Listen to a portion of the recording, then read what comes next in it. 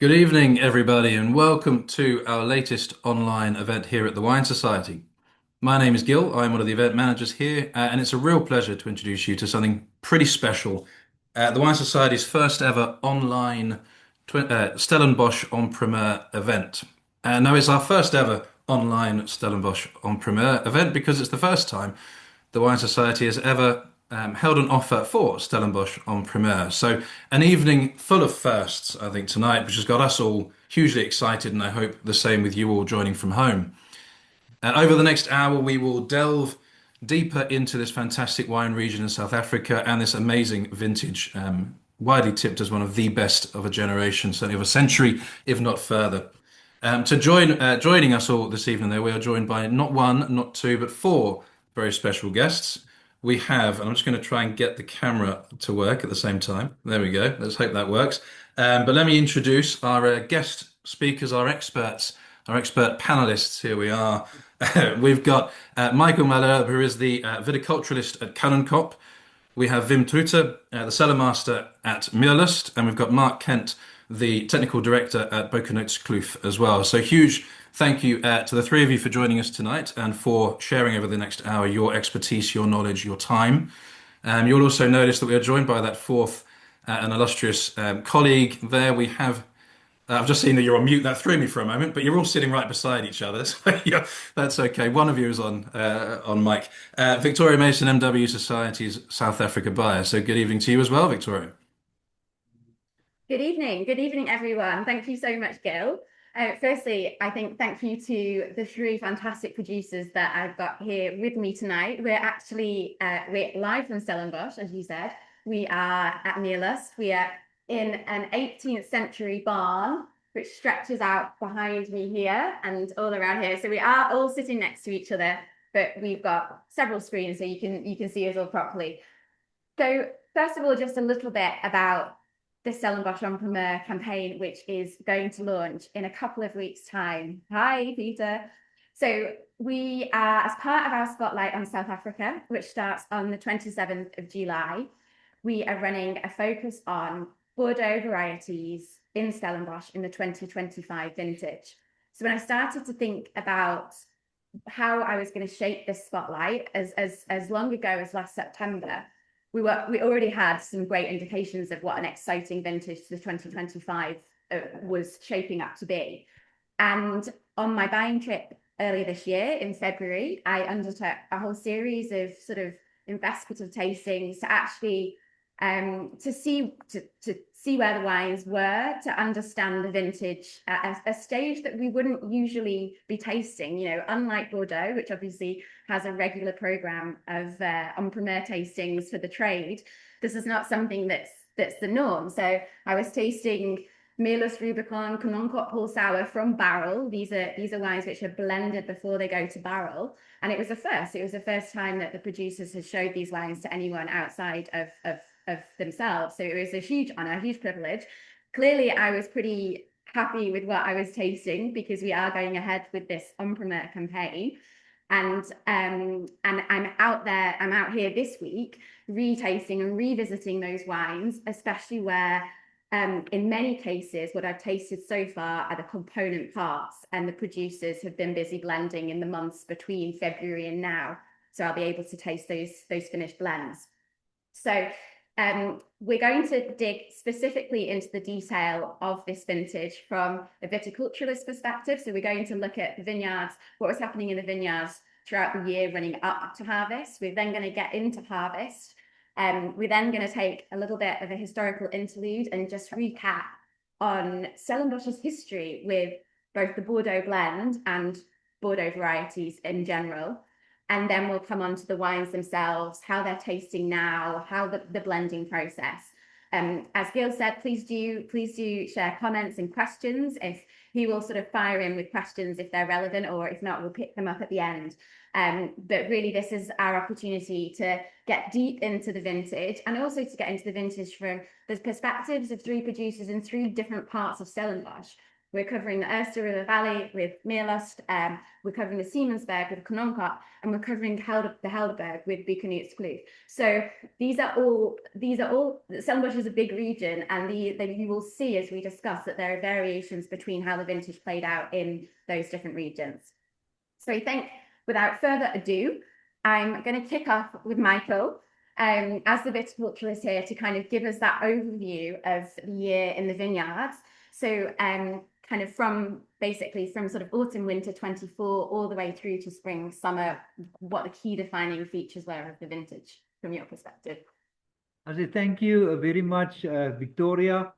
I always get asked what determines quality in a vineyard, but for me, it's mainly your soil and your climate. And these are all God-given factors, and together they account for about 80% of a vineyard's quality. The remaining 20% is what we as humans or viticulturists can change in a vineyard.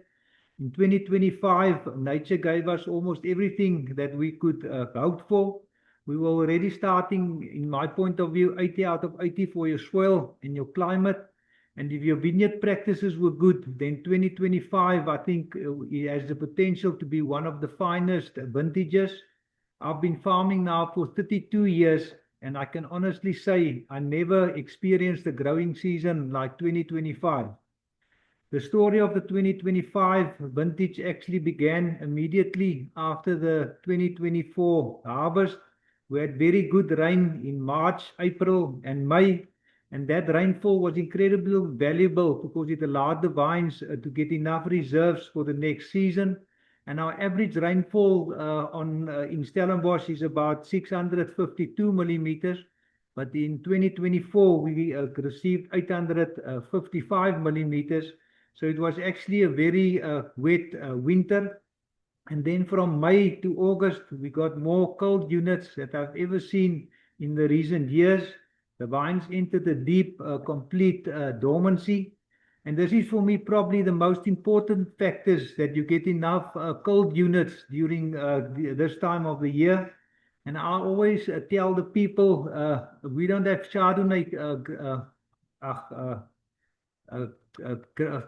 vines on the Kanonkop, so I always look at the neighbors' Chardonnay grapes. And if you see green flags on the tips of the Chardonnay grapes at the end of August, then before you prune, and then you know the vines haven't rested properly. But in 2025, there were no green flags in our area. And I think this was already a very good start for the season. And then September remained unusually cold, and bud break was about 10 to 14 days later than normal. But what impressed me most was that the shoots were exactly the same length. And I've never seen such an even bud break like in 2024. And we also had a very good flowering and set weather, because we didn't get any of the black southeaster winds that we sometimes get, because that can reduce your crop in 2 or 3 days by 50%. And as we moved into October and November and December, temperatures became warmer than average in our area. But we also received then 52 millimeters of rain in October, and 20 millimeters of rain in November, and 20 millimeters of rain in December. And this is very unusual for our area to get rain in this time. But for the first time, our dams were still full at the end of December, because we only started to irrigate in January. But this combination of your warmth and the moist produced very vigorous canopies. So we had to get in extra teams to control the vigor. And we had to tip the vines approximately every 2 weeks to keep the canopies balanced. And then one management decision we changed this season was side shoot removal. Normally in a dry year, we will only remove side shoots on the one side of the canopy in the morning side. And that is in rows that are planted in the north and south direction. But in 2025, we removed them on both sides immediately after flowering, so that the bunches can get used to the sun. And I can honestly say at this stage, I wasn't very excited about the vintage because I thought with this vigorous growth, we're going to get a lot of green flavors and big berries. What month was this now, Michael? Say again? What month? What, Are you now in December? Or? no, in December, yes, This is December, yes. And yeah, and this, and then we had a small heat wave on Christmas Day. And because of our open canopies, we did get a little bit of sunburn. But that is one thing that Aubrey Beerslaar, our previous winemaker, taught me. He always said he rather take sunburnt grapes than grapes with green flavors. And we also didn't have any problems with downy and powdery mildew. So it was actually after that a very relaxed season. And then the harvest came. And for me, this is where the vintage truly became exceptional. Because our average temperatures during the harvest were remarkably moderate. In January, our average was 15, our minimum, and 29, our maximum. And then in February, it was 15 and 30, and March it was 16 and 30. And those were some of the coolest harvest conditions that I ever experienced at Kanonkop. And for the first time, we received southwest winds this time of the year, and that cooled down everything. And I think this made a very big impact in the quality in our area. And equally important were the big differences between your day and your night temperatures. And we also didn't get any heat waves in this period. And that allowed the grapes to ripen very slowly and evenly. And instead of the sugar shooting up, your flavor development, your tannin ripeness and color all progressed together. And in some years, especially if you get a heat wave, you see sugar, the bulling go up by 2 bulling in a single week. And that forces you to make then difficult picking decisions. But in 2025, we didn't have that pressure. We received a complete ripeness at much lower bulling, and we also got much concentrated smaller berries. And I think this is all a viticulturist can ask for. Perfect, thank you. I think just bringing in, just before we started this evening, we were talking about some of the differences that perhaps in the sub-regions. So if I could maybe bring in Marc and Wim to share your perspectives on your specific areas and how they may have been different or the same as what Michael reflected on in the Siemensberg. Well, I think Michael summed it up beautifully. I think maybe the only difference we maybe experienced, and I think that's something we see on a regular basis, Meerlust, and especially because of this proximity to the ocean, we normally get a little bit more of that ocean influence, and it's really how moderate the growing season is. What we saw is that we had relatively good growing degree accumulation, slightly warmer nights than we normally have, but we almost had half of the temperatures above 35 that we normally have in the growing season. And I think it's especially that what makes this vintage so unique, because that bought us the time, because you didn't have that pressure of, as Michael said, sugars running away. We had the similar conditions in terms of rainfall, bigger canopies that we had to manage. I think for us, a blessing was that also it was from a crop fruit balance point of view, a larger vintage.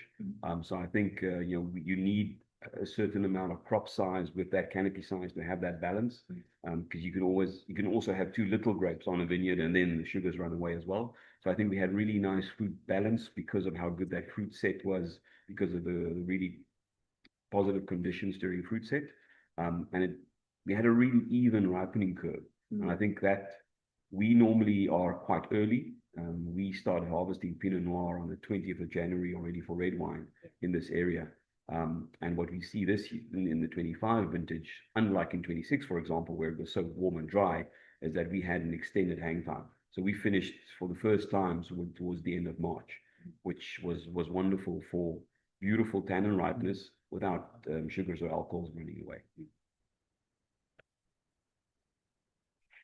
Anything to reflect on from a Helderberg perspective, Marc? Yeah, well, as you know, I'm a bit of a guest to to Stellenbosch with most of our activity in the Swartland and Friendship.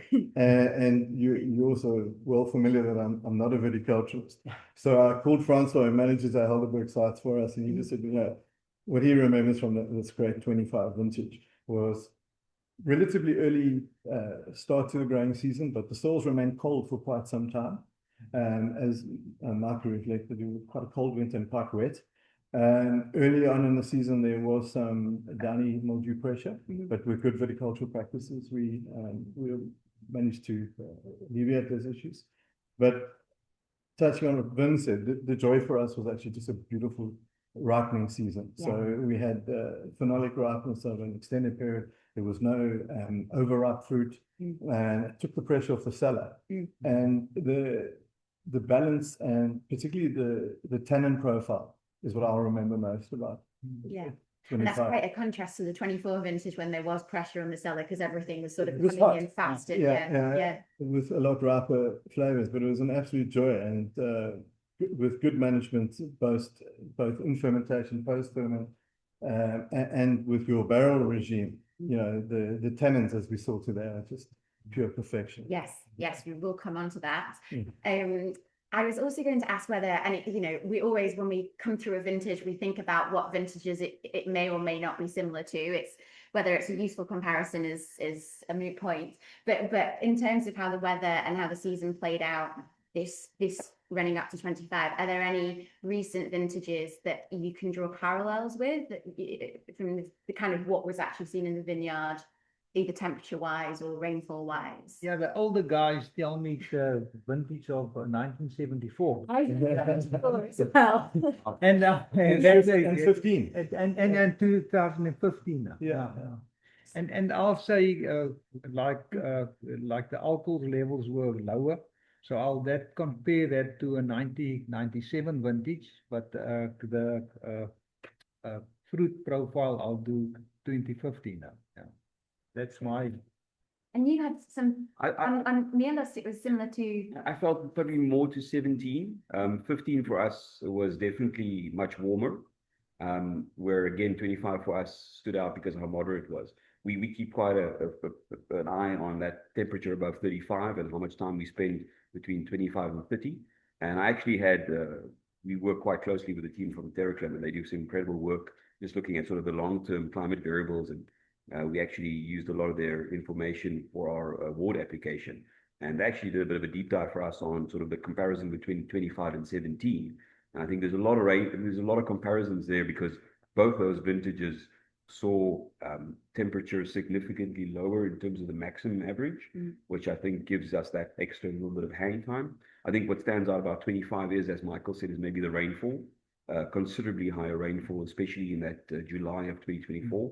I think that's pretty much a standout. And then 25 was probably a little bit higher, about 10% higher in terms of growing degree days. But still, both those two are lower than the long-term average. So I guess it's still, again, we feel this area really does well, and I think it aligns well with the style of wine that we want to make, is that bit more elegance. There's a bit more restraint in these slighter, cooler vintages in the sense of maximum temperatures. The growing degree accumulation is still quite high because your average temperatures are not low, but it's just you don't have those heat waves that come through, and they're quite significant. Yeah, super. I'm just going to pick up on one point because then you just mentioned ward application. Do you want to really briefly, because it is a slight tangent, but just talk about where you are with that and what that means within the Stellenbosch context of wards? No, I'm allowed to say that. But yes, we have kicked off the process. It is obviously a bit of an administrative journey, but I think we're really excited about it because, I mean, the conversation really started because we really feel that the wines are unique and really speaks of a place. And then when we started commissioning sort of this kind of research and studies, that you see from a climatic point of view, there's a definite distinction. We see it in growing degree days, we see it in heat accumulation, we see it in maximum temperatures. It really does make for a unique growing profile throughout the season. And that coupled with I think the decomposed granite, the shales and the alluvial soils on the riverbanks makes for an area that justifies a ward application. We were lucky that I think the demarcation board tasting the wines and looking at the data agreed, and we're in this process now of getting it published and getting public commentary, and we're hoping to get it finalized this year. Cool. Brilliant. Well, you've actually all spoken a little bit about the sort of harvest itself as you sort of run up to it in terms of the sort of the pace of harvest and the picking dates. But I just wondered, are there any other specifics around the actual quality of the fruit that was coming in, bunch sizes, bunch weights, or any other kind of comments on the actual fruit when it comes to the Bordeaux varieties that you're all managing as you were picking and starting those fermentations? Yeah, I've got the berry sizes. Yeah, there we go. But that's against the odds actually, because we had a very wet and warm September, October, and November. But strange enough is we normally weigh 100 berries, and the 100 berries in 2025 weighed 105 grams. And if you look at 24, it's 140 grams, and 2023, it's 116 grams. So it's actually against the odds, but the berries were smaller than normal. But I think maybe that was the heat wave that we got in December. That just brought a bigger down. Yeah, just shocked the vine, I think. Do you think maybe the good fruit set as well, though, might have played a role? No, definitely. Yeah. Because sometimes if the fruit set is poor, the vine does compensate a little bit in terms of less berries, but slightly bigger. Yeah. But I think a lot went into the growth and not into the berries. It was just a year like that. I think it sells more my gig. So I mentioned once it comes over the selection table and we start destemming, and what we saw was incredibly low pulp to skin ratio. So small berries. Yeah. And then if you look at the latter part of the ferment, when you decide how long you're going to macerate post-ferment and then look at your wood regime, the tannins were remarkably fine. They weren't hard. You would expect to have, extracted a lot more. Yeah. But the fruit was of really, really high quality. And with those, low pulp ratios, one has to be careful that you don't over-extract. Yeah. But again, the tannins, and that's now evident 18 months later. Yeah, super happy. Yeah. So this was one of my, and this is interesting given we do have viticultural representation on the table as well. But a discussion point, debate point is a great harvest from a viticultural's perspective, always a great harvest from a winemaker's perspective. And is it too soon to get excited about the quality? At what point do you as winemakers get excited about the quality compared to you, Michael, as a viticulturalist? Now, if I deliver the grapes at the cellar, then you're happy. Then I'm happy, and I haven't seen quality like that before. And in my 32 years that I've been a viticulturer, I haven't seen it. Yeah, I think from our point of view, it's we walked that journey with the vineyard team, and I think what stood out for me in 25 was our ability to, and this was for me very similar in 17, is in a sense predict picking date. Because you could go into a vineyard, you could taste, you could sort of see a trajectory, you could sort of start planning around it, and there was no surprises. There was no, it's like, I taste on Friday and Monday, the budding is 4 budding higher. It sort of followed that trajectory, which because you don't want the logistics to define what you're doing in the cellar, but quite often, unfortunately, it does play a role. And I think what stood out was in 25 is we had time to plan and we could execute in the cellar accordingly. And I think it gave us the time if we needed to stay longer on skins, or we could keep hang. And then you say with your because you're really keen on what the maceration time in your Merlot, and you want that longer time. You're actually having to rush it off to make space. And especially, I think in 25 we see the seed maturity on Merlot, and having that extra time with that sort of more mature seed. I think touching on Marc's point, I think just we saw the suppleness of tannin already, even coming off the skins, was just incredible, and how that sort of matched in with sort of your wood selection afterwards. Great pHs, and I think getting that level of phenolic maturity and not having to sit, especially on a variety like Merlot on 15 alcohol, getting that at 14.2 was magic. Yeah. Actually, what you just said there about how everything, it reminds me of something that Lucas van Loggerbeen said around if you could plan a vintage in a spreadsheet from a Bordeaux, this was the vintage, because everything did kind of come on exactly as you would hope and expect, and it doesn't always happen like that, does it? So, if I compare this, for example, you asked earlier about a great vintage. 2026, I think, still is going to be regarded as a pretty special vintage purely because of the concentration. but everything for me in 26 was flipped upside down. Yeah. We had Merlot coming in with Cabernet Franc, and then you had a block of Petit Verdot in between. And so with 25 was almost textbook. So an interesting, actually, on this note, this was something that JD from Warwick said to me earlier this year, and he actually said it was an interesting perspective because it wasn't one that anyone else had said to me, but because there wasn't that rush during house, because you could take your time, that he saw that there was the potential to sort of almost leave it too late, and he felt that he very much had 15 in his mind, where perhaps some producers may have left it too late. But he was just very cognizant of the fact that when there is no rush, because there's not the stress in the vineyard, that actually maybe you just let it go slightly over. I've not experienced that with the wines that I've been tasting, but it was an interesting perspective. I think part of that comment we've done a couple of review tastings with Tim with 15 and 17, and I think the comment was made that if you look at sort of that aging trajectory of some of the 15s, is that you do run the risk of too much of a good thing, maybe pushing a little bit too ripe, a little bit too much. To Mark's point, they're making sure that extraction level is in check, and then potentially going with too much wood. So I think having that eye on elegance and balance is key. But like with 17, I think with 25, I think the wines speak for themselves. That we didn't reach that point, and I think a lot of that has to do with those heat waves that we were with 15. I think that's still for me is one of the things that stand out, is that heat that came through towards the end of the season maybe pushed some of those varieties a little bit further. Where in 25 we just had that even. I mean, my impression from what I've tasted, and we've been tasting and blending Cabernet today, which we'll come on to, is just almost there's a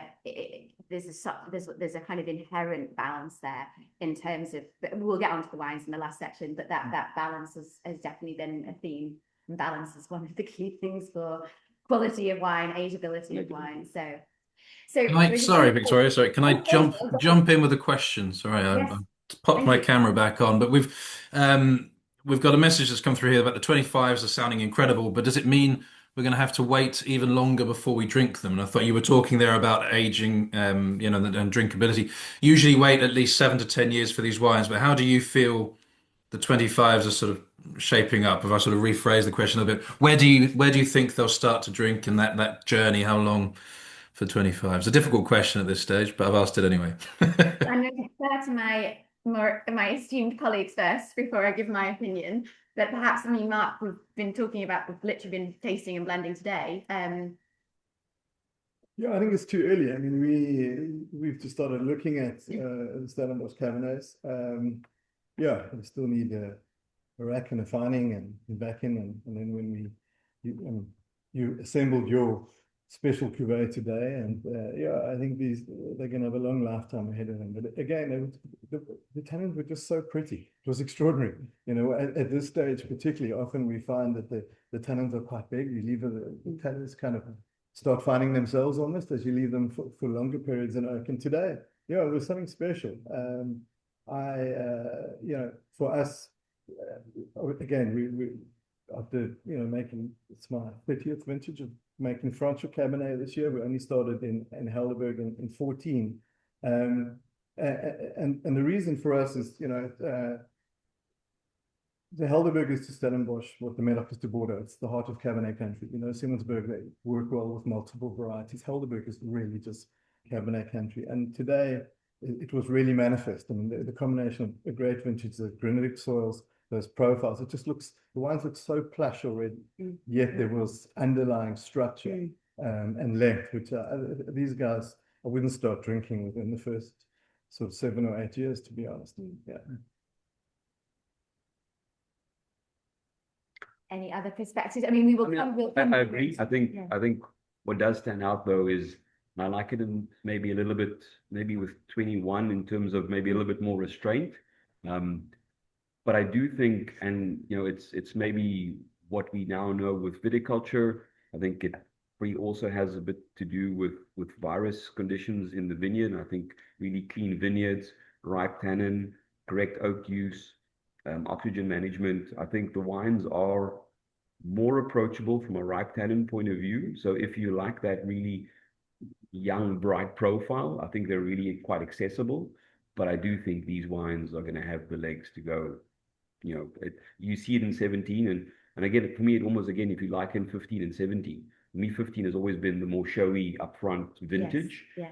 But now, sort of 10 years on, you start seeing 17 really, really showing its sort of metal. And I think we're probably going to see the same with 25. It's going to be lovely for the first 10 years, but I think the real value is only going to be when you see it in another 10 years. Yeah, I mean, we haven't obviously discussed this, so we may have different opinions. But my view, and if you look at a vintage like 21, which I think is a formidable vintage, that these are wines which can still now at 5 years old can still have a certain austerity to them.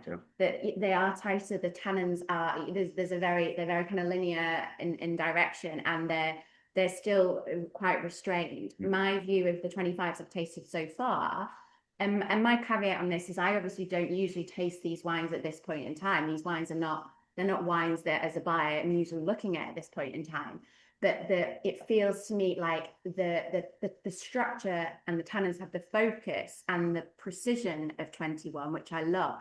But they have almost an extra layer, and I'm obviously making generalizations, but almost like an extra layer of fruit. And you've talked about that suppleness from right at the point at which you're processing the grapes, but that sort of that almost like a fruit potentially make it more accessible in youth, and then it is a subjective choice as to whether you want to drink it in its sort of primary brightness or not. But without a doubt, I feel that these are wines which are wines for the long haul and wines for it's a vintage for the ages. Which I know, I feel like we always answer this question with a paradox, because you're like, you can drink it now, but you can also age it for 20, 30, 40 years. You buy 2 cases and then you drink a bottle every year, and then you can see how it progresses. Yeah. And it's worth saying, as part of this overall, and I'll touch on this at the end, but as part of the overall Stellenbosch on Primeur, we are working with different sort of quality tiers within the offer. So there are 12 producers represented. There are 20 wines, and some of those wines might be wines we would consider the sort of the second wines if we're thinking kind of Bordeaux terms. And those wines will definitely be approachable earlier. So whether that's a Meerlust Estate Red or Rustenburg Donnex Merriman or Le Riche Cabernet Sauvignon, the sort of their entry point to Cabernet Sauvignon. So there will be within the offer a range of different drinking windows depending on what you choose to buy into. What you've done there, Victoria, is expertly, well, actually all of you there, answered a question without even realizing it's just been asked on the chat, which was how long will these wines last? But you have sort of alluded to they'll be. Well, actually, so I'll come on to the next part, because I think we can cover this now, because I would like, we're going to cover this onto this. So what I was going to say before we get into the wines from 25, we have now got into the wines from 25. So I wanted to just pause for a moment and to talk about the historical context here. So I'm going to start with Stellenbosch Bordeaux blends, and then I'm going to move to Cabernet. When it comes to Stellenbosch's Bordeaux blends, there are 2 wines which carry a power and an authority akin to a first growth Grand Vin. And that's backed up with over 5 decades of track record, and actually 5 decades of track record that I've also had the experience of tasting in verticals. That is Knonkoop Paul Sour and it's Meerlust Rubicon. So many of you will know the history of these wines, but for those of you who don't, I'd like to just do a little bit of a deep dive into that past and remind ourselves of how these now iconic wines, and that's not an exaggeration, how they have come to be. So then I'd like to start with you. Rubicon is South Africa's oldest Bordeaux blend, still in production, and I'd like you to tell us a little bit about the background which led up to that 1980 vintage. Okay. I think, well, the story starts in the 60s, actually, in 1967. So our current proprietor, Hannes, his father, they traveled to Bordeaux in the 60s. And I think, they came back with a vision, understanding, proximity to ocean, gravelly soils, and I think a little bit of maybe even of an economic model, saying, listen, this is a farm producing a Grand Vin, a wine that sort of represents the estate. And following sort of the South African wine of origin legislation in 72, 73, making provision for estate production, they actually started planting Merlot and Cabernet Franc. So Meerlust was the first farm to commercially plant Merlot Cap from in 72 and 74. And they already had Cabernet Sauvignon planted on the property. So in 1975, the first wine released on the property was actually the 1975 estate Cabernet. And then There's a bottle of over there. We're not drinking it. We're not allowed to. yeah, so that's why so this is why in 2025 we celebrate 50 years of estate wine, obviously. And then in 1978 we had a young Italian gentleman, Giorgio Dallatia, that joined, and he was supposed to be here for 1 season, and he stayed for 25 years. And between Nico and Giorgio, they worked together on the first trial blend, and that first trial bottling was in 78. And I remember for last year's 50th anniversary, I went to go see Giorgio and like, listen, so the concept of the ratios and 70% Cabernet, 20% Merlot, 10% Cabernet Franc, and what was the inspiration. And he very easily said, like, listen, I read a book on Bordeaux, and this is what Bordeaux was planted to. So I stuck to the percentages and the ratios. So they made the first trial blend, little typewrite the label, handed it out to family and friends. They still had a couple of bottles at the Tabernacle here in Estelle. And it's quite interesting listening to Michael Fridjohn. Like, back then, this was this exotic blend that contained Merlot, because the first Merlot varietal wine at that stage hadn't appeared yet. So this was quite special. Then in 1979, which saw Welgemeent produce the first wine, Meerlus had a disaster of a rainy vintage, so no wine was produced, everything was sold off in bulk. And then they actually released their first commercial vintage in 1980. And in terms of the name, then, the wine practice they practiced then that we still do today is we actually blend very early. Yes. So we'll do our allocation tasting. We actually did our allocation tasting about 3 weeks ago. And then by end of August, we'll go back to that allocation ratings, and we'll actually make the final selection for the final blend. And we'll take the components out, we'll make the blend, we'll put the blend back into barrel. When you say you did that, you meant for the 26 vintage? We do that for every vintage, yes, but they did this back in the 1980s as well. Sorry. So essentially there's no going back and unblending the vintage. No. So they already sort of made the decision, this is the future of the production. Nico had a friend at the University of Stellenbosch, Professor Dirk Opperman, a professor in Latin, and the story of Julius Caesar in 49 BC standing on the banks of the Rubicon River north of Rome. The words you'll see on our capsule, Alia Acta est, the die is cast, what we've done can't be undone, this is the future. And luckily we're still sitting here today and talking about the Rubicon, because I think it's if an interesting fact I saw the other day, back then Stellenbosch was planted to 2% Cabernet. And following this, obviously there was the Paul Sauer and Delandron Reserve.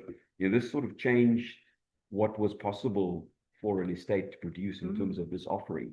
And it led to Cabernet being the dominant variety in Stellenbosch. Super. And as you say, it's amazing to think that just 50 years ago that was seen as exotic, because now these wines are such a mainstay of what we think of it was South Africa and Stellenbosch, and what many of our members think of and have been enjoying. Yeah. So to move to Paul Sauer, the first vintage of Paul Sauer came hot on the heels of Rubicon, and the first vintage was 1981. And Michael, I just wondered if you could tell us a little bit about the debut and the background to Paul Sauer. Yes, I think we must first of all give credit to Uncle Jan Boland, or late Uncle Jan Boland Coetzee. He was the first winemaker and viticulturist at Kanonkop from 1968 to 1990. But I think he was rather a farmer than a winemaker, because he knew Kanonkop very well. And he also planted the first Bordeaux varieties, and he planted it on the right places. And he was the first guy to plant vineyards at the bottom of Kanonkop, because that's normally a wet area, but he had the guts to plant it there. And then Beyer Streeter started at Kanonkop in 1981. So he made the first Bordeaux blend. And after they made the blend, they had to look for a name, and they decided to call it Paul Sauer. And Paul Sauer was a man of many trades. He was into politics. He was a farmer. He was a businessman. But he was also the grandfather of the current Krieger family. And he played a big role in the foundations of Kanonkop. And he always said wine was not only for the kings and the queens, but also for your average Joe on the street. So the first Paul Sauer was then released on the 1st of July 1983, And today we still release it on the 1st of July every year. And I remember actually in February when tasting the 25, we had a little reflection on there was a number of vintages which Knonkoop did offer on Primeur in the South African market. I can't remember the vintage, it was sort of 86 to 90 or that sort of time. And that was simply for cash flow in order to be able to buy the new wood and to all the rest of it. But yes, there's a different reason that we're doing it today. Thank you, Michael. So leaving Bordeaux blends just for a moment to turn to single varietal Cabernet Sauvignon, which is also a really key part of this on Primeur offer, which we're bringing you. So Cabernet, as Wim alluded to, it's found a really fitting home in Stellenbosch, and Buchenhutskloof, one of South Africa's leading new wave producers, has, as Marc said, a long history with Franschhoek Cabernet Sauvignon. Their first vintage of Stellenbosch Cabernet Sauvignon from the Helderberg vineyards was the 2014. And actually we tasted that first vintage, retasted it because I've tasted it before with you, but a couple of weeks ago at a press event we were doing for our spotlight, and it was just tasting fantastic. It was so great to revisit it. So Marc, I've got a couple of questions for you because we've been working on something very special and exclusive for Wine Society members as part of this on Primeur. So from the Stellenbosch 25 vintage, we've been working on it this morning. So 2 questions, 2 parts. Firstly, I'd just like to you should tell us a little bit about Buchenhutskloof Cabernet story in the Helderberg. And then secondly, about Helderberg Winery itself and what we've been up to today. Yeah, cool. So we, in 2009, we bought the historic Helderberg Winery. And along with it came that beautiful IP Helderberg Winery. And as I mentioned earlier, you know, the Helderberg for us is really the home of Cabernet in South Africa. While I worked, I mean, my first harvest in 1996 was 8 tons of Franschhoek Cabernet. And for years it was small and sold out quite quickly. And with the purchase of the Helderberg Winery in 2009, and remember, Helderberg Winery's been making wine continuously since 1906. Yeah. We thought we had to expand our portfolio, and we were, as you mentioned, from the lesser 14 vintage, in fairness. But Buchenhutskloof tends to perform in lesser vintages as we don't acidify. You know, our regimes are quite different in the cellar. Odd vintages like 3, 6, our wines really stand out. And so dabbled a bit, made a cab that I was happy enough to bottle in 14, released it. And more latterly, we've started a massive upgrade. I mean, we bought this facility not to make Cabernet. It's more the home to the chocolate block and some of our other brands. I mean, today there's a 6,000 barrel nursery at the Helderberg Winery. And we're busy with an extensive upgrade there to actually, for this Helderberg site to become the home of the overall Buchenhutskloof business. So, you know, we've got 6 properties in 4 regions, and this is where we want to base ourselves. I mean, really, Stellenbosch is the home of fine wine in South Africa, and we can talk to the bandits in this. We can develop that. Yeah. I said historical. Yes, of course. And so we thought it was fitting. It's been on our radar for a while to actually produce a Helderberg Winery branded premium Cabernet. And when you we've been waiting, you know, the project, the building will be finished early next year. 25 was such a magnificent vintage, so it was already on our radar. This was going to be the first release, and then you came along with this idea, and we thought, you know what, instead of me doing the work, let's leave the work to you. So yeah, I mean, we're hell of excited about it. It's just been a matter of timing, and this has given us a really unique opportunity to launch the members. I mean, I've got a 25-year history with the Wine Society, something I'm very, very proud. And yeah, I think it's going to be a great opportunity for the members to taste what you blended and what we made. So you can see, so just to tell you what exactly, so you can see on your screens, this is this morning in Franschhoek. So this is the Buchenhutskloof yeah, in the great tasting room, I got to understand and see what usually happens with Mark and Gottfried and the wider winemaking team. But the hierarchy had changed, and I had to go first. It's usually Mark that goes first. So basically, what we've got around the table is around 70 barrel samples and Helderberg Cabernet from across 3 or 4 different sites. And basically, sort of, I tasted through, then Mark tasted through, then Gottfried tasted through, and we would pull forward, I guess, our favourites and push back any that we perhaps didn't like. There was very few. And then we started to try some blends. So it was a very cool experience. I'm really excited with where we got to. Selected 8 barrels. I'm actually well aligned. we were well aligned, apart from your favourite. We didn't actually. You wanted to keep that for Beacon Exclusive. Yeah. We were, weren't we? Yes. Yeah, no, it's again, I mean, this is from the nursery that would long term go into our Primeur Stellenbosch cabinet, and we allowed you as a guest to come along and pick the heart out of it for the new project, which is kind of fitting. You know, we like that you look at wines a little bit differently, and yeah, we're super excited. It's a start of a really fun project for us.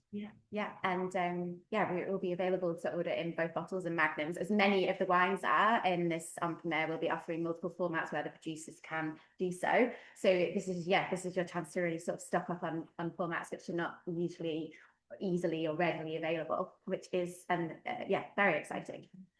So to come on to, well, we've kind of already talked about the wines themselves a little bit, and we've talked about different blending approaches. But I think actually, so Vin, you've explained that the blending happens so early before maturation for Rubicon. But I really wanted you to maybe talk us through your observations when you were doing those blends, I guess last July for the 25, tannins, flavor profiles, etc., and how they've evolved in the years since then. Okay. I think looking now at the process, and I think we're in a unique position in the sense that, you know, obviously everything is only estate production, so we've got a very finite pool of vineyards and barrels that we work with. And when we go through that selection process, I think that's still at the moment one of our big advantages. And sometimes especially when you start getting questions about climate change and adaptation to, this is obviously a great vintage. The possibility to blend is one of the real tricks we have, or tools that we have to use to mitigate. The farm itself is sort of subdivided into 4 terroir units. So we've got the main varieties, Cabernet Merlot, Cabernet Franc, planted on all 4 sites. So we've got some decomposed granite, some shale, some alluvial deposits next to the river, and then some more duplex soils across the road. And the varieties express themselves very differently on these different sites. And having these sort of 4 varieties with the Petit Verdot included across 4 sites, makes for this unique jigsaw puzzle. And I think for us, the Cabernet, especially in the last couple of vintages, it's always played the structural role, but we've definitely seen the increase of Merlot's contribution to the blends. The Merlots are sort of 16 to 22 years old on the farm at the moment. And just the concentration, the site, especially on the granite, really does lend itself for that hang time you need on Merlot without it going into that jammy profile. So that gives incredible volume and I think density to the blend. Cabernet is still that rigid back end and that linear. It's more I would say a length in palate than really is the volume. The Cabernet Franc, especially the Cabernet Franc from the riverbank, always provides a bit more of the perfume and the sort of the herbal notes. And we always use that to, in a sense, find that final balance of extraction levels. And the Petit Verdot is a bit of salt and pepper that just sort of binds that mid palate together. And I think in 25, what that stands out is sense how easy the process was.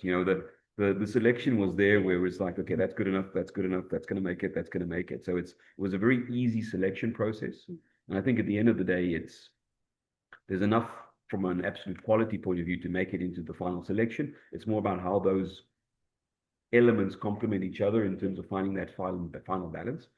And what we've seen, and I think what we still embrace now is, I mean, we have had trials where we mature these components individually in barrel. So And that you can see how they look as an to individual. understand, and you've actually bottled some of those components individually as well to see how they progress. And it's especially with what we normally see with Merlots, they're fuller, they're richer, but they mature differently than the Cabernet over time.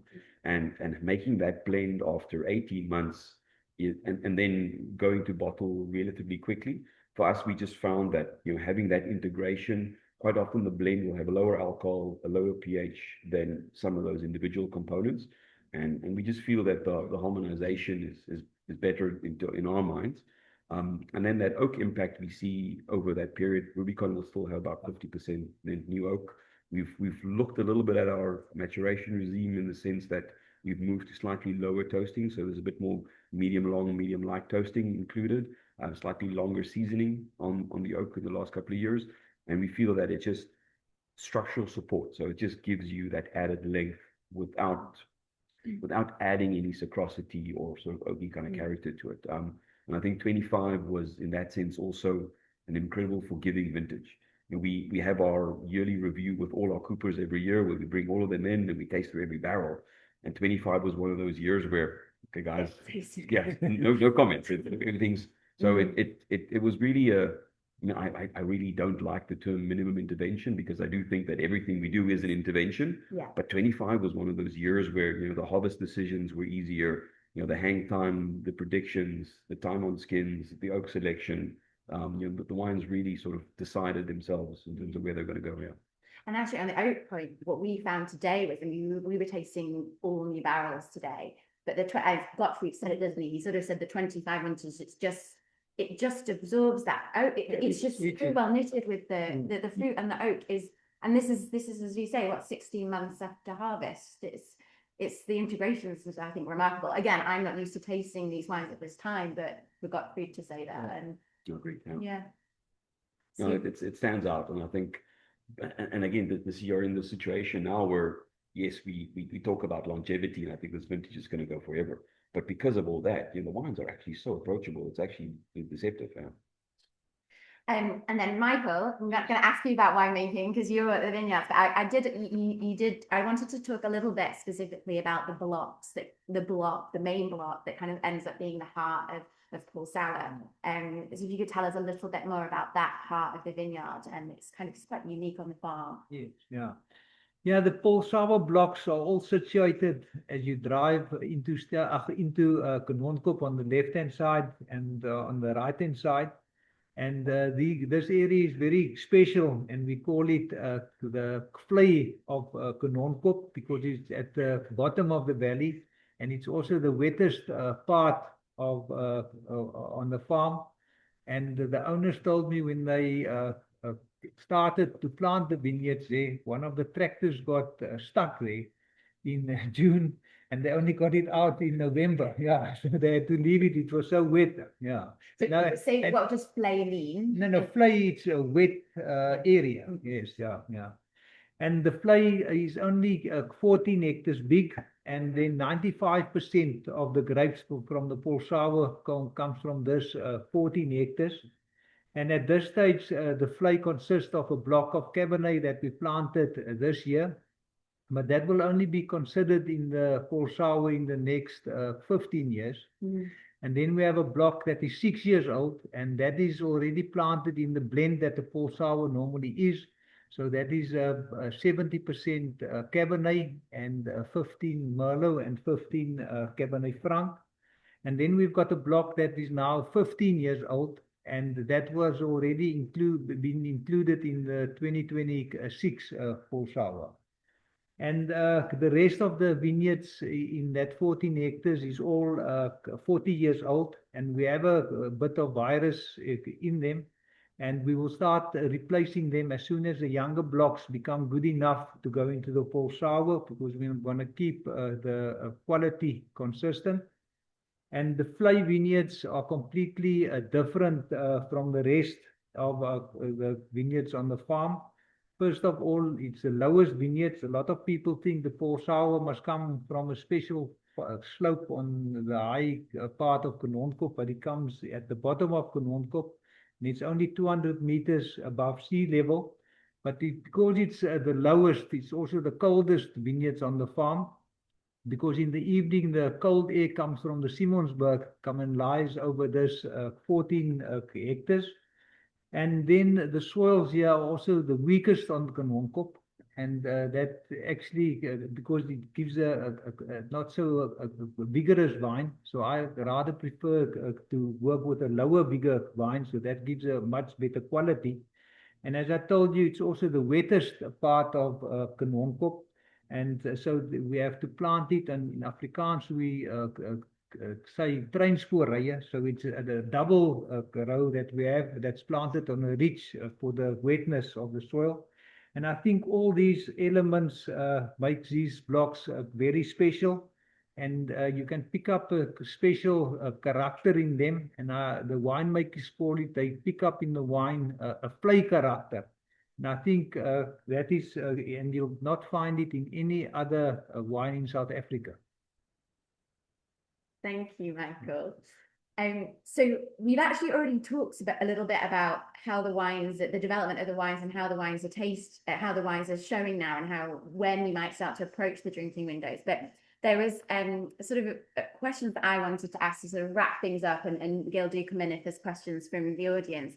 But it feels, so I've been buying South African wines professionally for the last 10 years, and even in just this decade, it feels to me that the Bordeaux style blends and the Cabernets of Stellenbosch are coming into a new era of excellence. And that's not to take anything away from the wonderful wines of old, and there are some wonderful wines going back to the 80s and the early vintages. But what we're seeing in terms of, we talked a little bit about precision, purity, finesse, of the best wines today, I believe is better than ever before. And if you share that opinion, or if you don't, I wanted to ask what you think the driving factors are behind the increasing quality that we are seeing in these varieties in this region. And it will be, yes, so all of you in whichever order Yeah, you for want to somebody answer. who's not a viticulturalist, the improvement's been in the viticulture. I think the quality of the plant material, the selection of sites. It used to be a veritable fruit salad where people thought they had some money, they wanted to get into the wine business, and they had the right to be successful, and they could plant whatever they like, where they like. I think now with the research sites, looking at sites and saying these are most suitable. I mean, nowhere in the world is the best Chardonnay planted next to the best Cabernet. Why should it happen in Stellenbosch? And so, yeah, I think great viticulture. I mean, the too many names to mention, but the work that's happened in the vineyard, and it just makes it that much easier for people like myself to handle it in the cellar. Yeah. And I mean, you kind of, you alluded a little bit in terms of the different sort of the identification of the sort of 4 distinct terroirs and mirrorless, but perhaps if we talk a little bit more about that soil profiling work, because that probably began 15 to 20 years ago, and you're starting to reap the rewards of it now. Yeah, I mean, I think if we look, sometimes we reflect on some of the things we're doing now, and we hope and we believe that we're taking the right decisions. And then I taste a wine from Giorgio from the 1980s, and like, fuck, are we on the right track? But no, I mean, I think looking back at what we've been doing here and what my predecessor Chris has been doing, and I think we're building on an incredible foundation.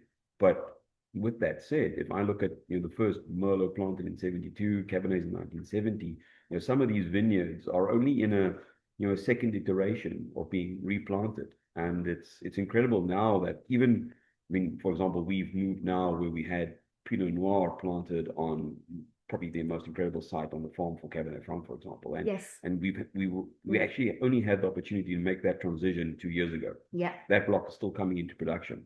So that's still what excites me. I think if we look at, to Mark's point, in terms of the viticulturists that we work with, our own team here, Isak and Ronald, and we work quite closely with the team from Winpro and Etienne and Heinrich Schloms. It was actually a mate of mine. We studied together, and the depth of analysis that these guys go into now. And you're speaking to Etienne, the level of detail that South Africa goes into in terms of site analysis, the view we have in terms of moisture, soil analysis, exposure, solar radiation. I think it's world class. I think we get to a point now where it's this clone of Cabernet on that rootstock on this specific site. But I think it's leaps and bounds in terms of the improvements that just the raw material we get to work with. So, while I reflect back on these old wines and they're just incredible and how they matured, we're getting to work with just an incredible material. And I think that it can only hopefully translate into brilliant wines. Yeah, no, it's exciting. It's really exciting. Michael, do you want to add? Yeah, I think with a new planting material, and it will be very interesting to taste the virus-free Paul Sour with a flake character in the next 20 years. Yeah, This is yeah, true. I think yeah. it's, and I think that's going to be very interesting. Yeah, yeah. No, I think the viticultural, and that's been the viticultural resurgence, and just even the sort of decisions you were making from the first vintage of Rubicon you made, anything that wasn't making it into Rubicon, you were then replanting those vineyards, and those kind of replanting decisions which are being made across Stellenbosch. I mean, we pulled out 24 hectares in the first 2 years, and I think, for me, the biggest sort of, I'd say, assurance was, hearing someone like Hannes that's grown with this property saying, listen, we're excited because some of the best Rubicons are still to come. Yeah. I think it's because, and it's not because we're going to be doing something brilliant in the winery. It's now, for example, like I said, there's this Cabernet. We're going to, for the first time ever, have the right clone of Cabernet on the right rootstock on the best site on the farm. And it's the first time it's going to be in production. And it's similar to some of the Cabernet, new clones of Cabernet. We planted 7 hectares of Merlot now, the same ridges that we went to go steal from Cadonkop on the duplex soils across the road. 3 new clones of Merlot on ridges on duplex soils, and we've had we picked the first 6 tons from that this year. So out of the block, that's going to be 60 tons one day. But it was already incredible to see. The potential is still, and I think that's what is exciting, is that we've built on 50 years of legacy. And there's still so many things for us to get excited about. Yeah. And I think if there's one thing that unites us all as wine people, obviously I'm not in the production side of things, but one thing that unites us all is that sort of, and unites all of you, is this kind of endless pursuit of better. Like that never stops. And it might just be minor adjustments, and it might be the tiniest tweaks, but this kind of almost this elusive perfection. We're never going to get to perfection, but we're always going to keep chasing it. So I know there are some more questions, and I'll let Gil ask them to me in one sec, but I just want to ask you guys a final sort of point. Each of you have to obviously come up with unique words, but how would you summarize for yourself on your property the 2025 vintage, ideally in 2 words? In one word, or in one word, if you can do one word. One word, one word. I'm very excited. Okay, we'll take it. And from the wine side, I say pretty. I Pretty. think the wines are very, very pretty. Yeah. It's something I think we strive to. I think it's the balance. I think we don't want to make simplistic wines, but we don't want to make wines that are too austere. And I think this 25 just offers you this unique combination of all these elements. So it's balance. Wonderful. Thank you so much. Gil, I'm gonna let you talk because I know I've not been able to keep track of what's going on here. So I do have 1 or 2 questions here, actually. 2 for yourself, Victoria, which I'll come to at the end. But Vim, Michael, Mark, for you, actually, it ties into what you were just saying a moment ago about sort of striving for perfection, and constantly looking to improve. But the question is, which element of winemaking, be that viticulture or viniculture, has seen the most significant improvements in the past 10 years? And if so, is there anything that's sort of really driven that progress? So sort of 2 parts. But what have you seen over the past 10 years, the most significant? I think viticulture is coming to the fore. South Africa, like many new world countries, is the winemakers have allowed to be the rock stars for way too long. And I think there's this new wave of viticulture and guys who are real professionals in the vineyard. They wake up for those vineyards.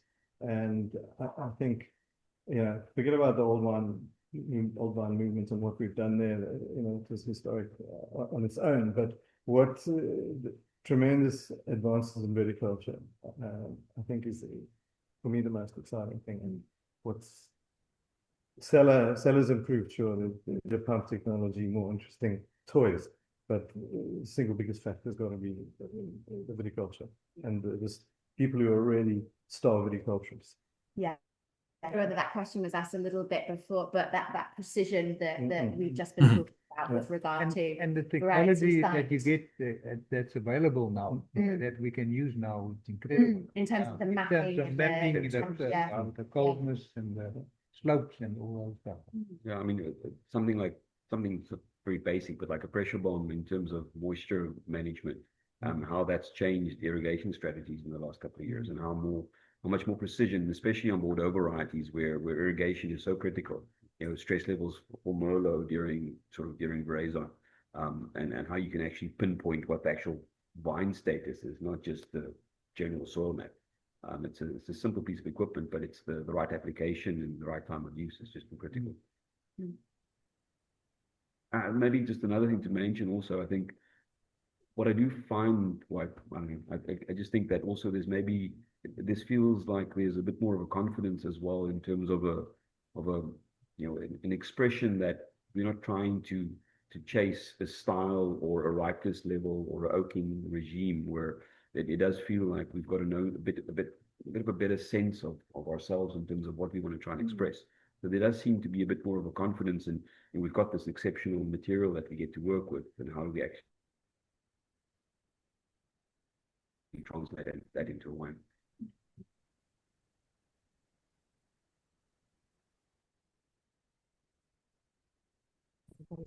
We frozen? Thank you.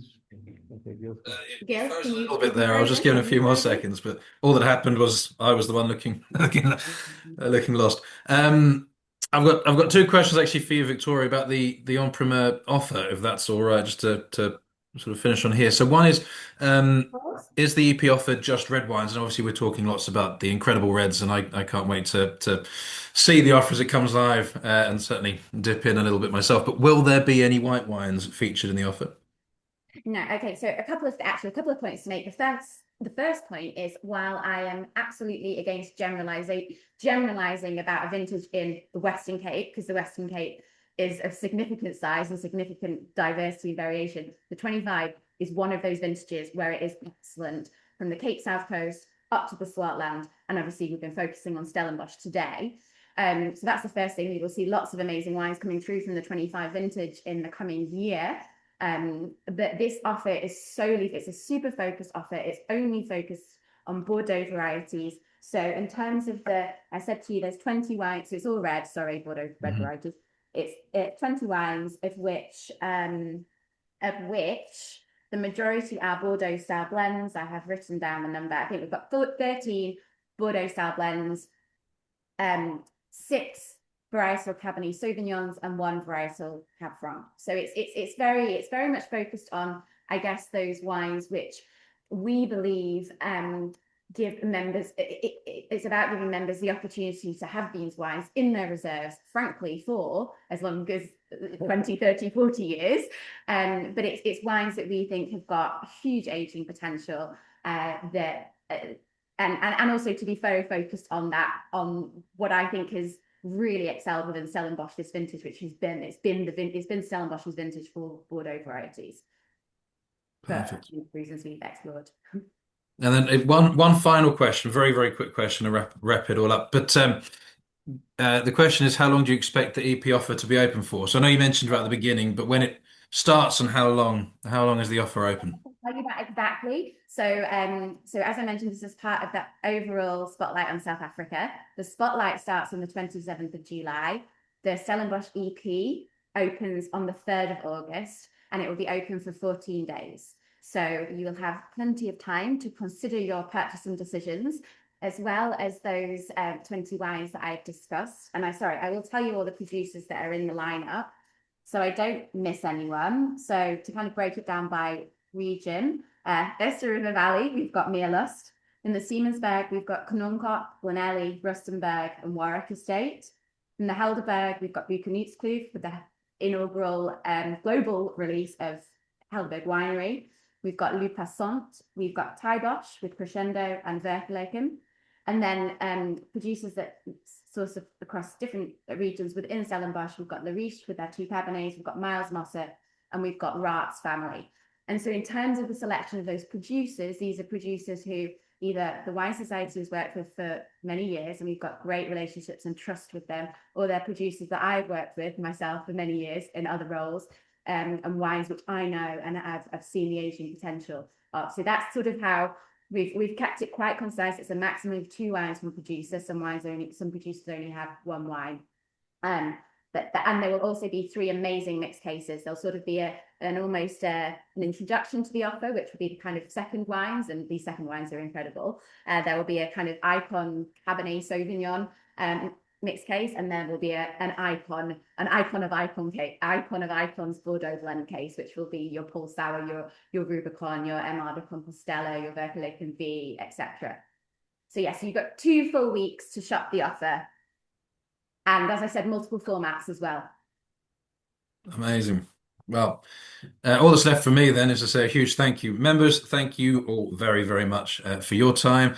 I'm sure many of you have scribbled about the same or perhaps more than I've done, but I've been busy scribbling away in the background as well. All these notes were fantastic insights. Thank you to the panel. Vim, Michael, Mark, Victoria, huge thanks for your time, your expertise and experiences. I'm going to go off and wait for the 3rd of August.